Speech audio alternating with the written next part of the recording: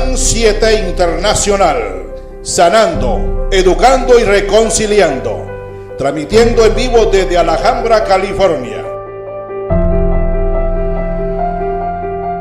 llevando el mensaje final a toda nación, tribu, lengua y pueblo.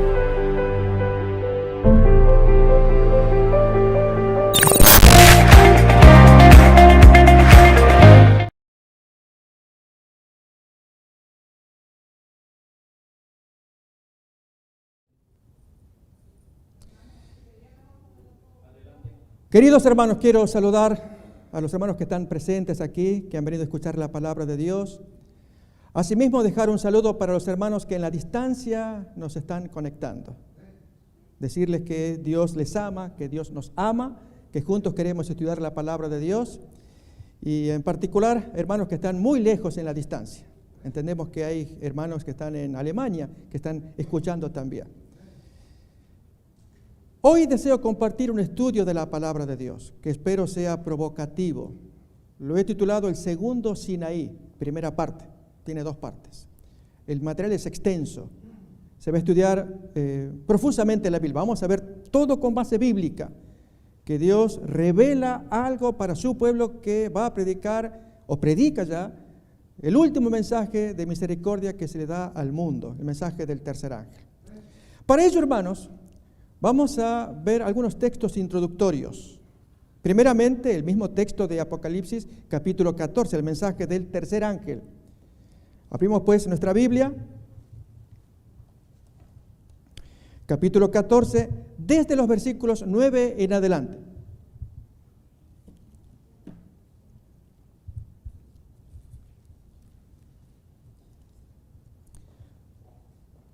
Leemos así. Recordemos que el mensaje del tercer ángel es como una moneda con 2 caras. La primera tiene que ver con el enemigo, del 9 al 11. La segunda tiene que ver con el pueblo de Dios, versículo 12. Y el tercer ángel los siguió diciendo a gran voz: si alguno adora a la bestia y a su imagen, y recibe la marca en su frente o en su mano, él también beberá del vino de la ira de Dios, que ha sido vaciado puro en el cáliz de su ira, y será atormentado con fuego y azufre delante de los santos ángeles y del Cordero, y el humo de su tormento sube por los siglos de los siglos. Y no tienen reposo de día ni de noche los que adoran a la bestia y a su imagen, ni nadie que reciba la marca de su nombre. Y lo que viene es lo que más nos ha caracterizado. Versículo 12. Aquí está la paciencia de los santos, los que guardan los mandamientos de Dios y la fe de Jesús. ¿Cómo vamos estos versículos, hermanos? Pero particularmente el versículo 12. La exaltación que Dios hace de su ley, el pueblo que guarda y defiende los mandamientos de Dios, como también guarda la fe de Cristo. El texto lo dice así. Solamente que quiero comentar que nuestra comprensión del versículo puede ser limitada. Por empezar, hermanos, la fe de Jesús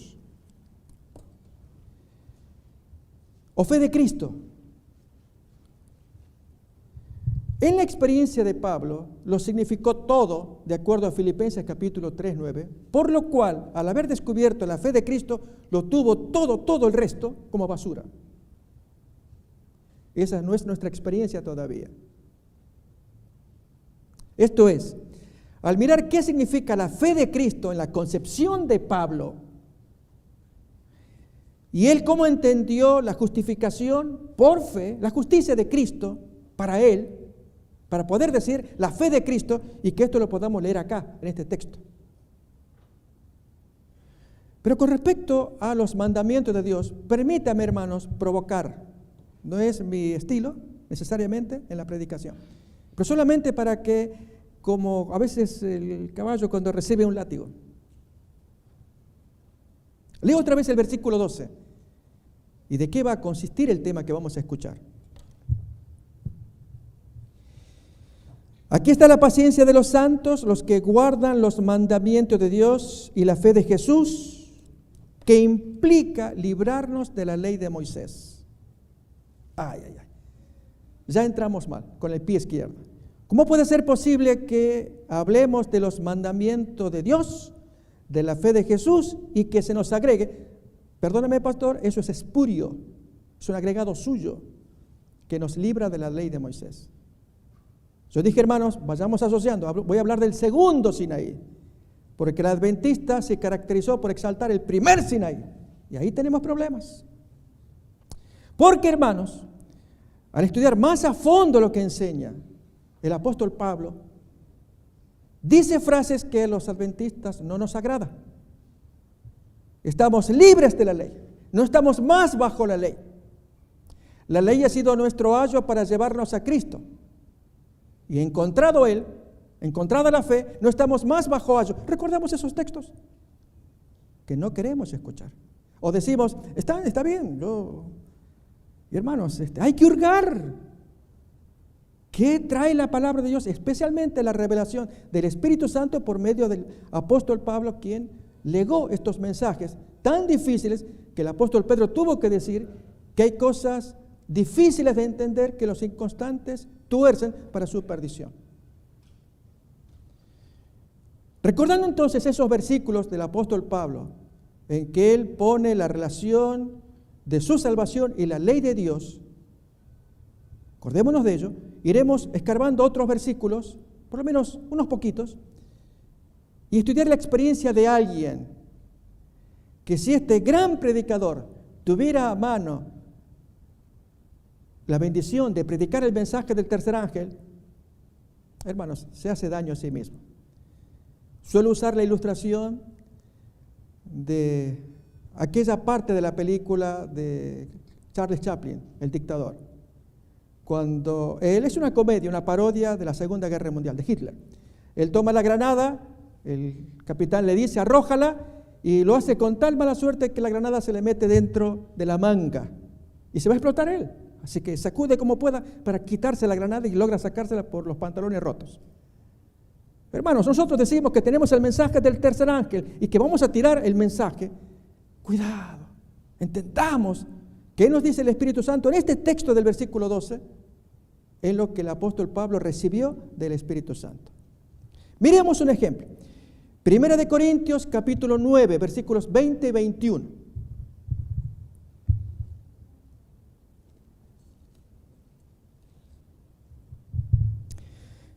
Reitero, son textos a veces difíciles de asumir, pero es voz de Dios. Y si está en la palabra y fue la experiencia de Pablo, que sea la nuestra y que seamos felices al descubrir lo que Dios quiere para nosotros. Primera de Corintios 9, 20 y 21.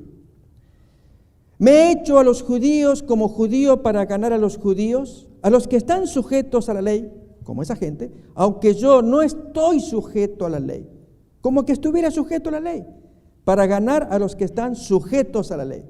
A los que están sin ley, como si yo estuviera sin ley, no estando yo sin ley de Dios, sino en la ley de Cristo. Allí el original no dice bajo, sino en la ley de Cristo.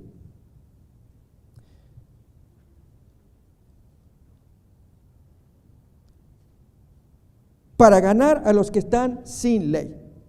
Fijémonos, hermanos, la relación que el apóstol Pablo trae respecto de su acercamiento, de su relación con los judíos, con los no judíos y la relación con la ley.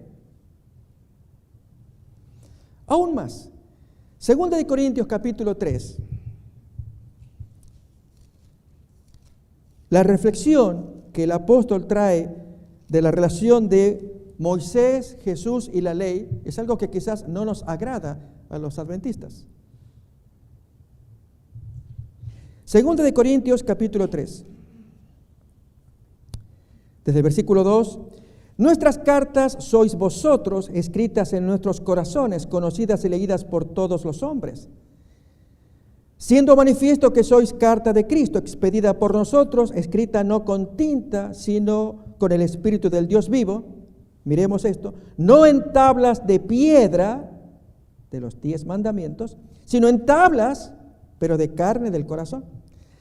Y tal confianza tenemos mediante Cristo para con Dios, no que seamos competentes por nosotros mismos para pensar algo como de nosotros mismos, sino que nuestra competencia proviene de Dios, el cual asimismo nos hizo ministros competentes de un nuevo pacto, No de la letra, sino del espíritu, porque la letra mata, mas el espíritu vivifica. Es algo que caracterizó siempre a Pablo, decir estas palabras. Ya no estoy con la letra, estoy con el espíritu. No estoy con el primer Sinaí, estoy con el segundo. Ya vamos a mirar. Versículo 7. Y si el ministerio de muerte, grabado con letras en piedras, fue con gloria. Noten, hermanos, se le llama ministerio de muerte. Cuando yo era estudiante de teología, pues los alumnos escuchábamos este texto y yo propuse otra interpretación. Dije, ¿no serán las piedras del efod, del sumo sacerdote, ministerio de muerte de las piedras? Y el profesor dijo, interesante tu planteo. No, hermanos, yo más perdido que el profesor. Aquí está hablando de la ley de Moisés en tablas de piedra. Ministerio de muerte, ministerio de condenación se le va a decir después. ¿Sigue más? Fue con gloria, tanto que los hijos de Israel no podían fijar la vista en el rostro de Moisés a causa de la gloria de su rostro, la cual había de perecer. ¿Cómo no será más bien con gloria el ministerio del Espíritu? Porque si el ministerio de condenación fue con gloria, mucho más abundará en gloria el ministerio de justificación. Porque aún lo que fue glorioso no es glorioso en este respecto en comparación con la gloria más eminente. Notemos, se comparan dos glorias, dos ministerios, un ministerio de muerte, el ministerio de justificación, un ministerio que perece, el de Moisés, el otro que permanece, uno que tiene la cara cubierta, el otro la cara descubierta. Algo está pasando allí. ¿Sigue más? Así que teniendo tal esperanza, usamos de mucha franqueza y no como Moisés, que ponía un velo sobre su rostro para que los hijos de Israel no fijaran la vista en el fin de aquello que había de ser abolido. No, hermanos, no que la cara y la gloria de Moisés iba a ser abolido. Es todo lo que implica ello. Él simbolizaba algo que debía perecer. Y hermanos, no nos gusta escuchar como adventistas. Y Pablo enseña estas cosas. Seguimos.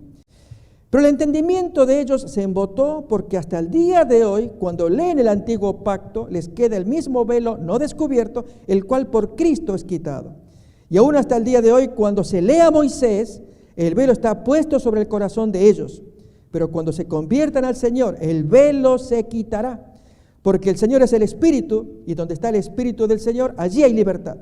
Por tanto, nosotros todos, mirando a cara descubierta, no la cara cubierta de Moisés, sino la cara descubierta de Jesús, como en un espejo, miramos la gloria del Señor, somos transformados de gloria en gloria en la misma imagen como por el Espíritu del Señor. En tanto que mirar a Moisés con la cara cubierta, el hombre se hunde.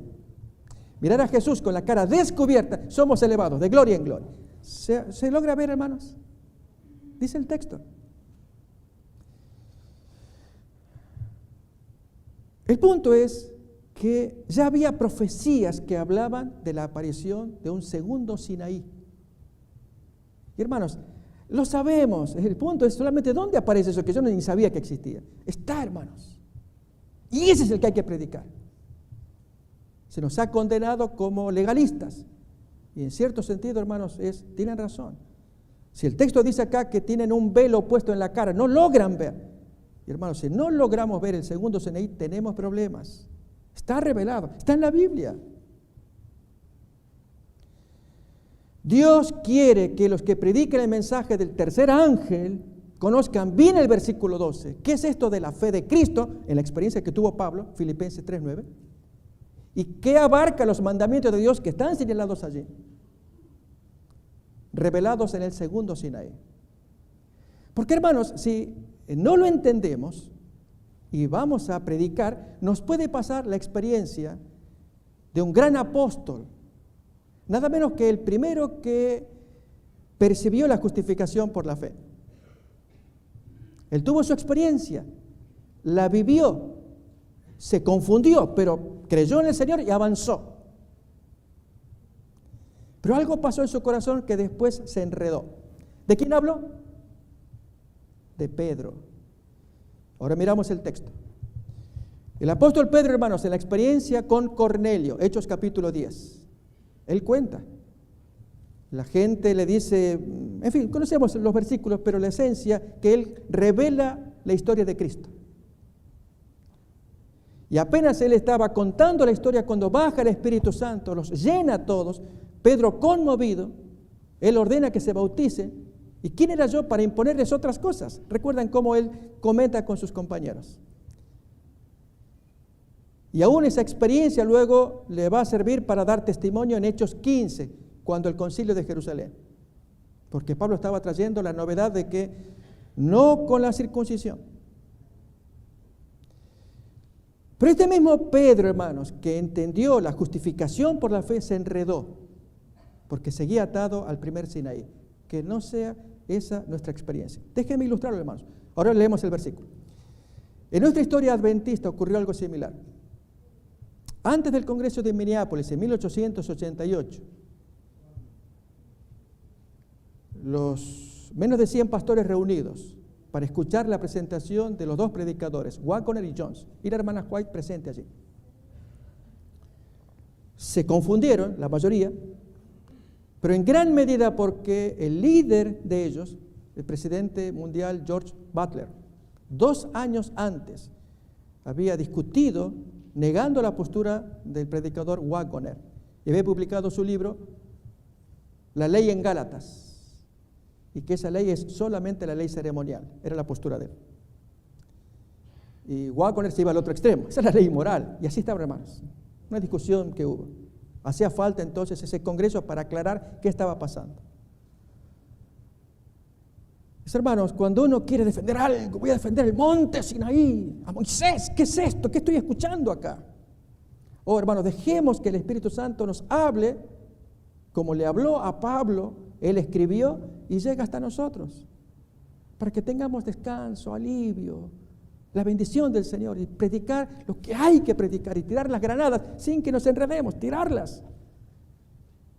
Miremos pues entonces la experiencia de Pedro en Gálatas. Capítulo 2.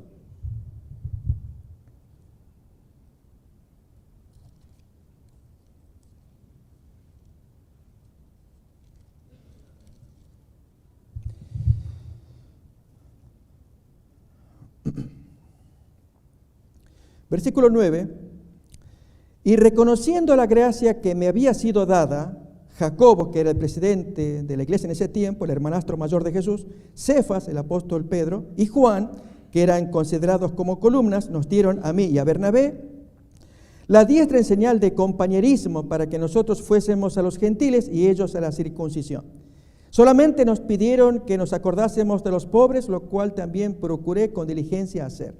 Pero cuando Pedro vino a Antioquía, le resistí cara a cara porque era de condenar.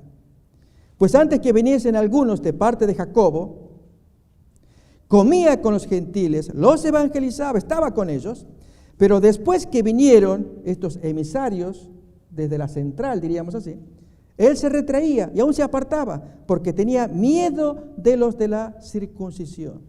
Gracias. ¿Qué es esto, hermanos, de tener miedo? ¿Miedo de qué? ¿A quién? ¿Por qué? No, hermanos. La salvación, el conocimiento te libera. Cristo te da plena certeza con su conocimiento y su gracia para liberarte. ¿Pero miedo de qué? No, discúlpame, pero vienen los emisarios de Jacobo y ellos me ven acá y como son de la circuncisión, mira, quédate tranquilo, quédate allí, déjame. Y hermanos, a esa gente enseñarles lo del segundo Sinaí, no el primero. Pedro estaba atado al primer Sinaí, como muchos de ellos. Y dale, pastor, tú con tu primer Sinaí, segundo, no me das los versículos. Pero hermano, me van entendiendo hasta acá, que es el punto, que hasta acá estemos entendiendo. Ya cuento lo del segundo Sinaí. Y termino acá, 13. Y en su simulación participaban también los otros judíos, de tal manera que aún Bernabé fue también arrastrado por la hipocresía de ellos. Pero cuando vi que no andaban rectamente conforme a la verdad del Evangelio, yo dije a Pedro, delante de todos, y hermanos, aquí es donde también se va a exaltar la fe de Cristo. En Apocalipsis 14, 12 dice la fe de Jesús. Fe de Cristo son sinónimos. Creo que nadie haría cuestionamiento. Porque acá lo aclara Pablo también. Cuando dice, versículo 14 por el medio. Si tú siendo judío vives como los gentiles y no como un judío, yo te felicito, Pedro, estamos iguales. ¿Por qué al revés? Obligas a los gentiles a judaizar. ¿Qué te pasó? Nosotros somos judíos de nacimiento, tú y yo, y no pecadores de entre los gentiles, tú y yo. Pero sabemos que el hombre no es justificado por las obras de la ley o las opiniones de estos emisarios que llegaron de parte de Jacobo, sino por la fe de Cristo. Nosotros también hemos creído en Jesús para ser justificados por la fe de Cristo y no por las obras de la ley. Texto, hermanos, que conocemos, pero ya en otra ocasión vamos a ir más a fondo. El punto hoy es el segundo Sinaí. ¿Dónde aparece esto? Mateo capítulo 20, capítulo 5.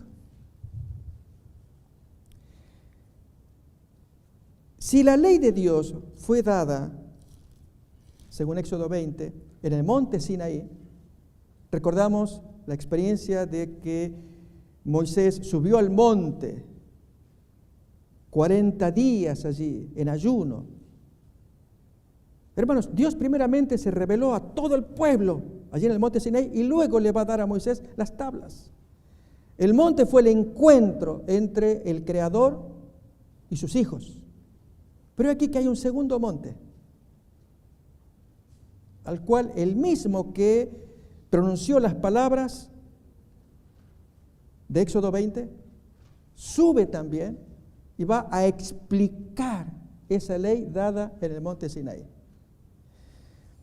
Mateo capítulo 5, versículo 1.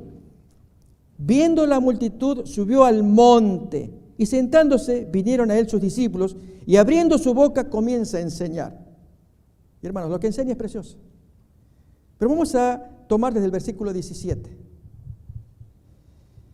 No penséis que he venido para abrogar la ley o los profetas. Yo no he venido para abrogar, sino para cumplir. Porque de cierto os digo que hasta que pasen el cielo y la tierra, ni una jota, ni una tilde pasará de la ley hasta que todo se haya cumplido. De modo que cualquiera que quebrante uno de estos mandamientos pequeñitos y enseñe a los hombres, miserable, pequeño, será llamado en el reino de los cielos. Mas cualquiera que los haga y los enseñe, este será llamado grande en el reino de los cielos. Pero miren ahora en el versículo siguiente el contraste entre el primer Sinaí y el segundo. Porque os digo que si vuestra justicia no fuere mayor que la de los escribas y fariseos, pregunto, ¿en qué se apoyaba la fe de los escribas y fariseos? En la ley de Moisés. Pero Jesús viene a explicarla ahora, a agrandarla. Y ahí se convierte en el segundo Sinaí. ¿Se entiende ahora? Más todavía, hermanos. Porque si os digo que si vuestra justicia no fuere mayor que la de los escribas y fariseos, no entraréis en el reino de los cielos. Maestro, pero ¿qué más tengo que hacer si los escribas y fariseos hacen mucho? ¿Tú le vas a agregar más? No, hermanos, no es más de cantidad, es la calidad, la intención con que se hacen las cosas. Ya estaba profetizado. Isaías capítulo 42, versículo 21. Leemos pues.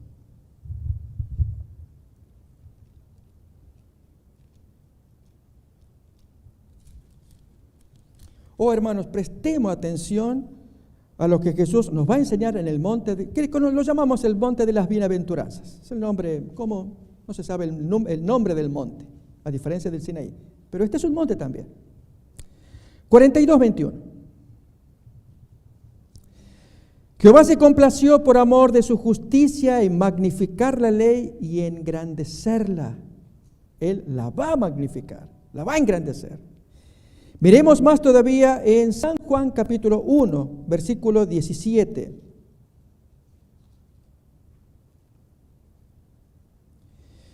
Y aquí son mejores las traducciones diferentes, otras traducciones que no sean la Reina Valera 60, porque aparece una palabra que no está en el original griego. Si alguien la tiene, levanta la mano y así lo vamos a confirmar. 1:17 de Juan, que dice así: pues la ley por medio de Moisés fue dada, la gracia y la verdad vinieron por medio de Jesucristo. No aparece el pero. Pregunto, ¿en alguna Biblia que ustedes tienen no aparece Pedro, la palabra pero? ¿Alguien? a eso. En la 60 aparece pero, como haciendo un contraste. No hay tal contraste.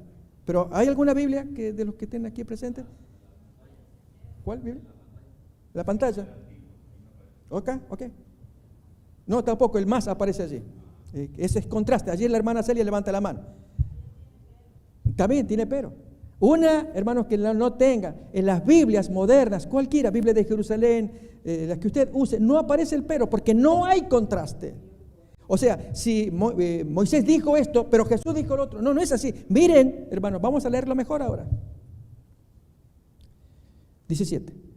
Pues la ley por medio de Moisés fue dada. La gracia y la verdad de esa ley, la interpretación de esa ley vino por Jesucristo. O sea, Jesús vino a agrandar la ley, no a contradecirla. Vamos entonces a los ejemplos. San Mateo capítulo 5, versículo 21. Así que recordemos, hermanos, el pero no está en el griego original. Es un complemento. Moisés hizo una cosa, Jesús hizo la otra que la agrandó, la engrandeció. La gracia y la verdad de esa ley, la interpretación de esa ley, eso quiere decir. Miremos, hermanos, en el versículo 21. Oísteis que fue dicho a los antiguos, no matarás, y cualquiera que matare será culpable de juicio. Pero yo os digo, y hermanos, ¿lo va a contradecir? Ahí sí aparece un pero. No, él profundiza la ley, la hace más difícil si queremos. Cuando dice que cualquiera que se enoje contra su hermano será culpable de juicio, y cualquiera que le diga necio a su hermano será culpable ante el concilio, y cualquiera que le diga tonto o estúpido ya queda expuesto al infierno de fuego. Por lo tanto, te aconsejo, haz esto para que no te pase a ti. Ya, hermanos, Elena White, en el libro Discurso Maestro de Jesucristo, en el capítulo 3, al comienzo nomás, trae este comentario. Fue Cristo quien en medio del trueno y el fuego proclamó la ley en el monte Sinaí. Como llama devoradora, la gloria de Dios descendió sobre la cumbre y la montaña tembló por la presencia del Señor. Las huestes de Israel, prosternadas o arrodilladas sobre la tierra, habían escuchado, presas de pavor, los preceptos sagrados de la ley. Yo les llamo el primer Sinaí. ¡Qué contraste con la escena en el monte de las bienaventuranzas! Bajo el cielo estival, cuyo silencio se veía turbado solamente por el gorjear de los pajarillos, presentó Jesús los principios de su reino. Pero aquel que habló al pueblo ese día en palabras de amor, les explicó los principios de la ley proclamada en el Sinaí. ¿Explicó o contradijo? Ese es el punto, hermanos. La agrandó. Y lo que vamos a escuchar, hermanos, es la presentación de el ensalzamiento de Jesús a cada uno de los 10 mandamientos. Es decir, yo quisiera hacerles el desafío de que probemos con la Biblia cómo el sexto y séptimo fueron ensalzados, vamos a verlo ahora, pero también cómo el octavo, el noveno fueron ensalzados, están los versículos probatorios, el décimo fue ensalzado, los mandamientos primero, segundo, tercero y cuarto fueron ensalzados, el quinto, ¿y dónde aparecen esos versículos? ¿Sí? Y esta es la primera parte, la segunda parte lo vamos a escuchar, se va a tratar del sábado, es más largo. Muy interesante, por cierto. Vamos entonces otra vez, hermanos, a mirar el versículo 21. Y la fórmula de Jesús es muy simple. Oísteis que fue dicho, que en el primer Sinaí, allí en Éxodo 20, Deuteronomio 5, la ley de Dios dijo tal cosa. Pero yo te digo, y hermanos, aprieta. Digo más, hermanos, si a algún laodicense le gusta el comportamiento carnal, pues quédese con la ley de Moisés. Porque la ley de Jesús lo aprieta más. ¿Se entiende? Es una ironía. No cabe tal cosa que haya un creyente cristiano del nuevo pacto que jugueteando con el pecado diga que ahora está en Cristo. Porque, hermanos, Jesús aprieta más, ensalza más el mandamiento. No lo percibimos, quizás. Más vale en ese caso, vete cuando fue anunciado la primera vez. ¿Qué ocurre, hermanos? Comentamos lo siguiente. Los 10 mandamientos dados por Dios en el monte Sinaí Son verdades que se llaman apodícticas.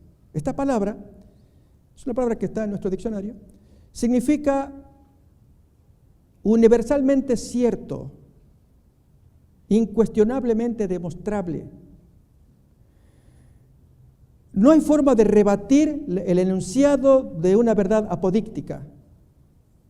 Está dado y es válido en esta cultura, en otra cultura, en este tiempo, pasados siglos, en cualquier momento. Todas esas verdades son tan cortitas y verdades apodícticas, necesariamente válidas.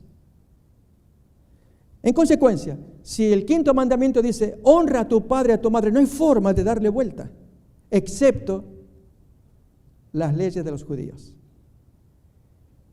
Si el mandamiento apodíctico dice, no matarás, el judío le dio vuelta. El séptimo, ahora vamos a mirar un ejemplo. Una verdad apodíctica, no cometas adulterio. Pero el judío le dio la vuelta y para eso traje, hermanos, un material que quiero compartir en un momentito más. Y así los restantes mandamientos. No hurtarás, no levantarás falso testimonio, no codiciarás.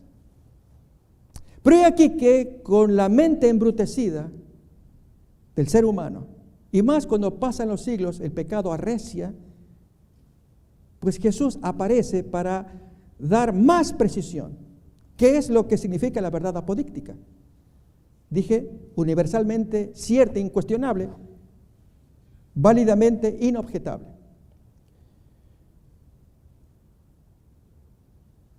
En el caso del sexto mandamiento, no matarás, aprendemos con Jesús que uno puede matar con palabras. Tú eras un estúpido. Hermanos, con la mirada, con los pensamientos, matamos a alguien. La persona percibe que hay un odio adentro. ¿O no captamos eso? Leemos otra vez, hermanos. Versículo 22.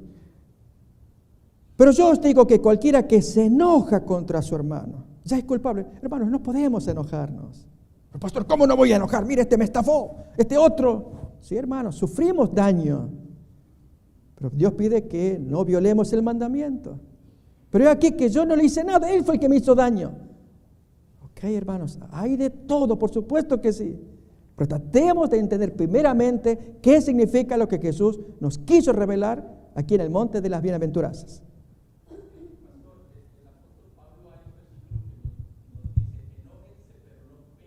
Muy bien. Hermanos, se nos cita un texto, airaos pero no pequéis. La indignación santa trata de eso, que es la que tuvo Nehemías, capítulo 13, cuando vio tanto pecado allí de los matrimonios mixtos, que es pecado lo opuesto, quedarse tranquilos. Es igual, da lo mismo. No, cálmate. ¿Cómo que me voy a calmar? Nehemías 13, hermano, hay que leerla. Al punto que él dio trompadas, para separar, tiró el jalón de los pelos, dice el texto también. Otro ejemplo de indignación santa, cuando se ve el pecado allí delante de uno y uno actúa, tiene celo. ¿Qué otro ejemplo? Jesús, con los cambistas y el látigo. Hermanos, airaos, pero no pequéis. Moisés, aunque en el caso de Moisés sí cometió falta, porque él tenía que hablarle a la roca. Pero ahí le salió su vieja naturaleza y por poco rompe el palo. En el segundo caso, en el primer caso, exactamente. En el primer caso allí hizo lo que Dios quería. En el segundo caso, mi hermano tiene razón. Efectivamente, hermanos, airaos pero no pequéis. Conocemos este quinto mandamiento. Déjenme ir al siguiente. Versículo 27. Oísteis que fue dicho, no cometerás adulterio. Pero yo os digo que cualquiera que mira a una mujer para codiciarla, ya adulteró con ella en su corazón. Por tanto, si tu ojo derecho te es ocasión de caer, sácalo y échalo de ti, pues mejor te es que se pierda uno de tus miembros y no que todo tu cuerpo sea echado al infierno. Y si tu mano derecha te es ocasión de caer, córtala y échala de ti, pues mejor te es que se te pierda uno de tus miembros y no que todo tu cuerpo enterito sea echado en el infierno. Hermanos, alguien diría, pero ¿no será metafórico esto? Lo que importa es la severidad de la segunda revelación. Eso es lo que importa. Si alguien dice, pastor, no es figurado, yo no voy a cortar el brazo, no voy a sacar el ojo, yo creo que Dios no está de acuerdo. No, trate de entender la diferencia entre el primer Sinaí y el segundo. Pero especialmente, hermanos, con este mandamiento, hay una situación judía que vale la pena comentar y que puede ser nuestra también. El jueguito que hacemos en la cabeza. Para ello, tengamos un señalador, ya volvemos otra vez a ver este mandamiento. Vayamos a Marcos 7.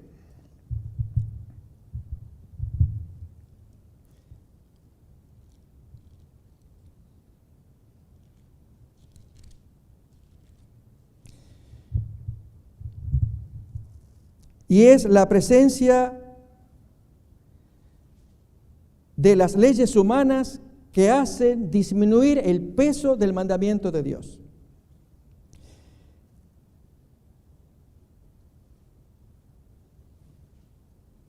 Capítulo 7:1 en adelante, dice, se juntaron a Jesús los fariseos y algunos de los escribas que habían venido de Jerusalén, los cuales, viendo a algunos de los discípulos de Jesús comer pan con manos inmundas, esto es, no lavadas, los condenaban. Porque los fariseos y todos los judíos, aferrándose a la tradición de los ancianos, si muchas veces no se lavan las manos, no comen. Y volviendo de la plaza, si no se lavan, no comen. Y otras muchas cosas hay que tomaron para guardar, como los lavamientos de los vasos de beber, y de los jarros, y de los utensilios de metal, y de los lechos. Le preguntaron pues los fariseos y escribas, ¿por qué tus discípulos no andan conforme a la tradición de los ancianos, sino que comen pan con manos inmundas? Respondiendo, él dice, hipócritas, bien profetizó de vosotros Isaías, como está escrito, este pueblo de labios me honra, pero su corazón está lejos de mí. Pues en vano me honran, enseñando como doctrinas inventos humanos, mandamientos de hombres. Porque dejando el mandamiento de Dios, os aferréis a la tradición de hombres. ¿Cuáles? Lavamiento de los jarros, de los vasos de beber, y hacéis otras muchas cosas semejantes, de las cuales voy a comentar una que tiene que ver con el séptimo mandamiento. Y en la segunda parte voy a dar más detalles respecto del cuarto mandamiento. Recordemos esta expresión, ustedes hacen muchas cosas y consiguen anular el mandamiento de Dios. Lo tiran abajo para exaltar los inventos de ustedes. ¿Se entiende, hermanos? Sigue más. Versículo 9. Les decía también, bien invalidáis el mandamiento de Dios para guardar vuestra tradición. Porque Moisés dijo, y ahí va a dar un ejemplo, que ya lo comentamos. Fíjense, hermanos, que en la tradición que aquí se menciona, la tradición de los ancianos, fue una creación que se produjo aproximadamente desde hacía unos 3 siglos antes de Jesús. Pero quien trabajó muy duro respecto de ello fueron 2 teólogos anteriores a Jesús.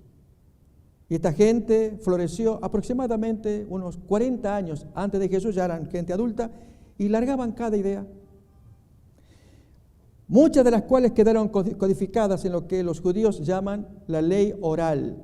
La ley de Moisés es la ley escrita. Y esto que les quiero mostrar, hermanos, es la Mishnah. Y esto sí recomiendo que si lo podamos tener o leerlo. ¿Sí?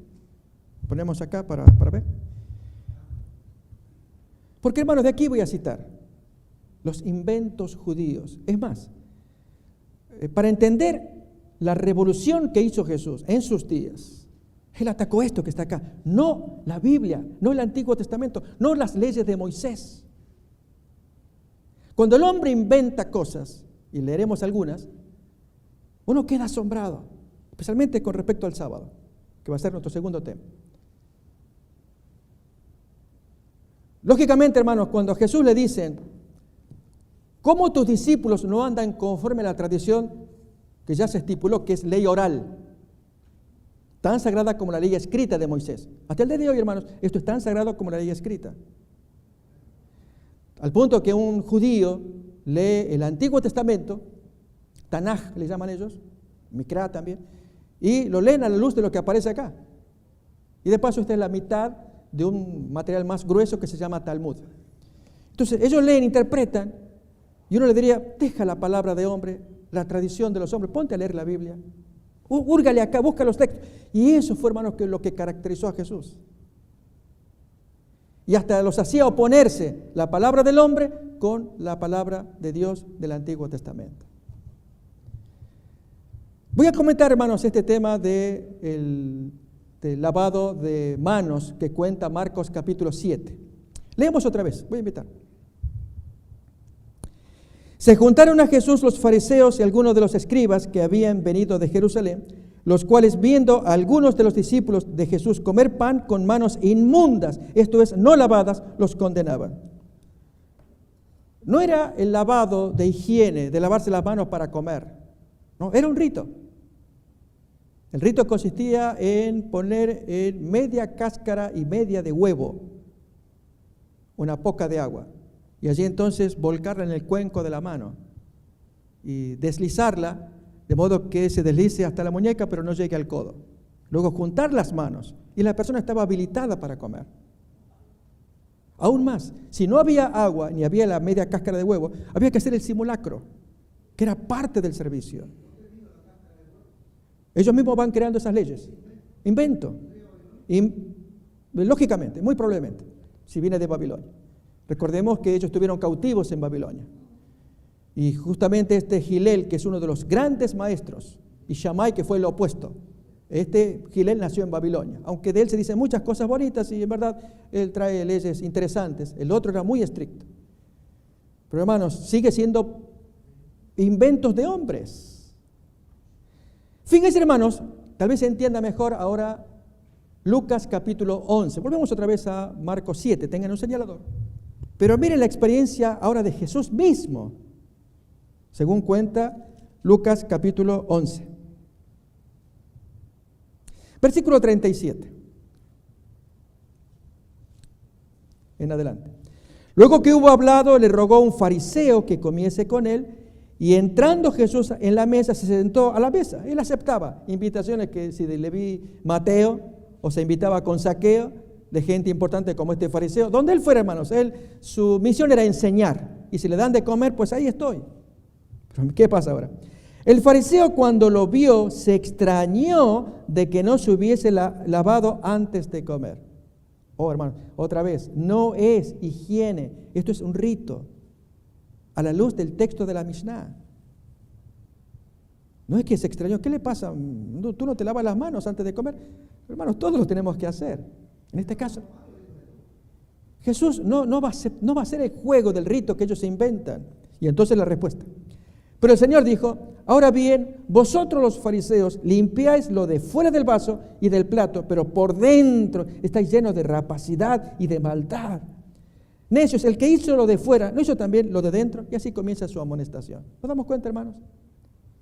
Jesús va más allá de la letra, va al espíritu, va a la intención.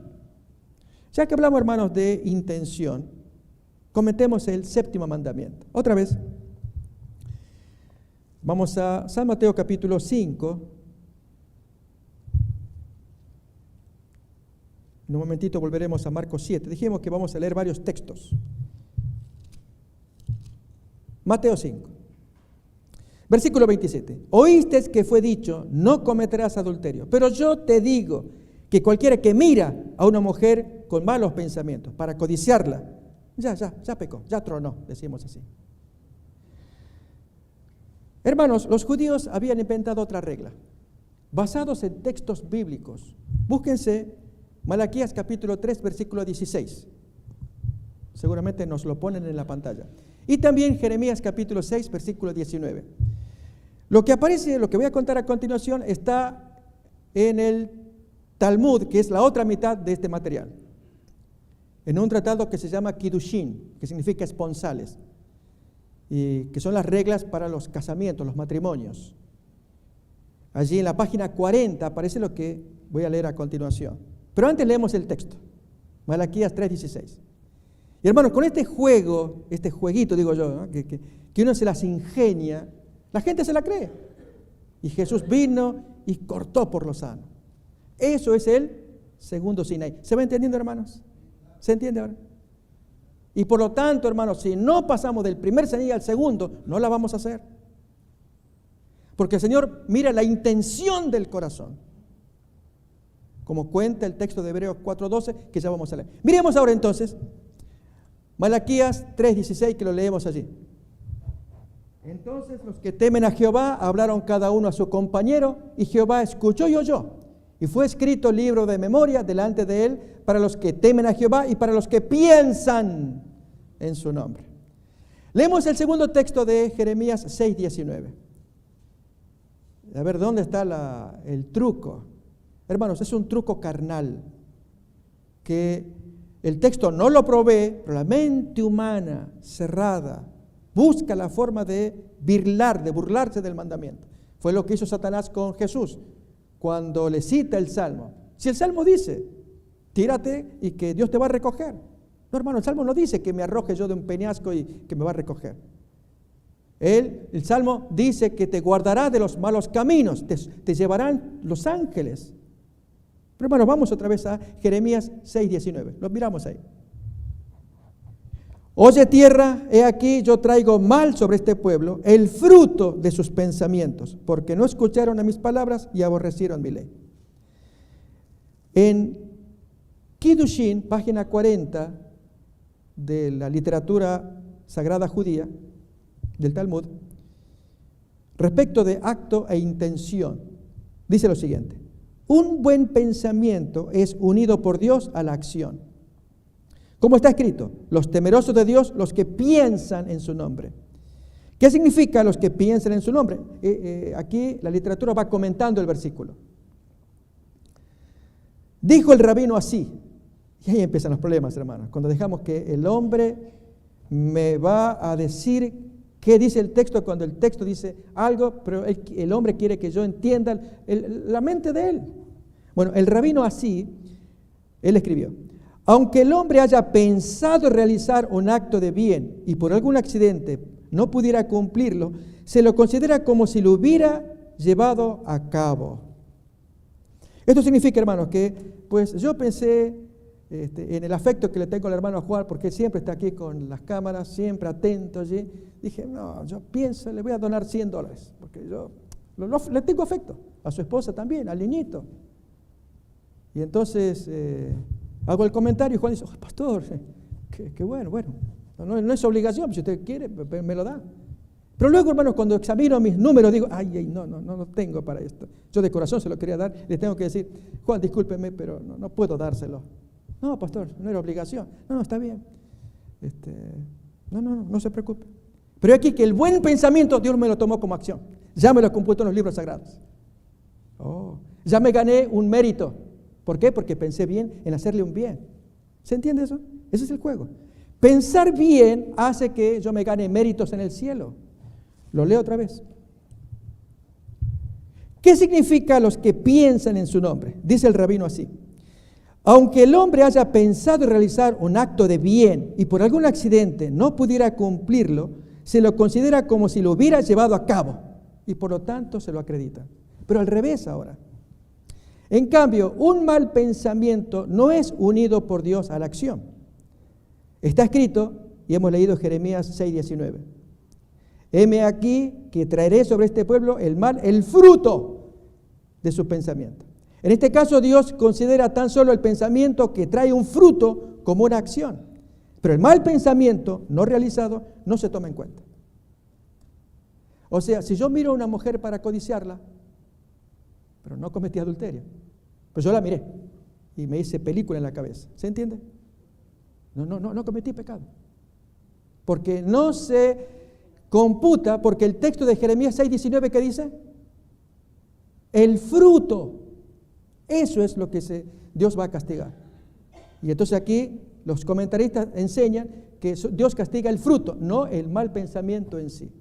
¿Se entiende ahora Mateo 5, 27, 28? ¿Oíste que fue dicho? No codiciarás. Pero yo te digo, tú miras a una mujer con mal pensamiento, es igual. ¿Se entiende, hermanos? Eso es lo que Jesús combatió permanentemente en su ministerio. Las leyes humanas. Y en los minutos que tengo, hermanos, vamos a solamente avanzar con poquitos mandamientos y quiero prometer que seguiremos con segunda y tercera parte. Porque el punto era mirar el principio. De modo que los 10 mandamientos los vamos a examinar en la presentación de Jesús. que Jesús exalta el mandamiento.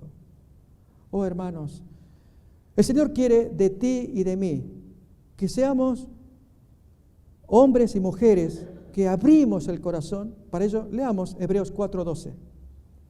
Para que la palabra de Dios te penetre como una espada y parta. Hace unos días atrás tuve que hacerme un examen médico. Y el médico miró mi cuerpo y tuvo que hacer una extirpación. Gracias a Dios, ya fuera de peligro. Pero dijo, hay un problema allí, te voy a hacer la extirpación. Métale nomás. Sí, hermano, si hay que meter cuchillo, que lo haga, que me saque alguna cosa que está fea. ¿Sí o no? ¿No lo queremos nosotros? Hermanos, eso es Hebreos 4:12 que leemos a continuación. Miremos. Porque la palabra de Dios es viva y eficaz, más penetrante que toda espada de dos filos, y que alcanza hasta partir el alma y aún el espíritu y las coyunturas y los tuétanos, y discierne los pensamientos y las intenciones del corazón. Esto es la base del primer CNI o del segundo. Del segundo. De lo que Jesús enseñó en Mateo capítulo 5. Y Él expresó unos cuantos mandamientos. Ok, hermanos, vamos a avanzar entonces a mirar los restantes mandamientos hasta donde podamos. Y en la siguiente reunión avanzaremos más. Marcos 7 otra vez.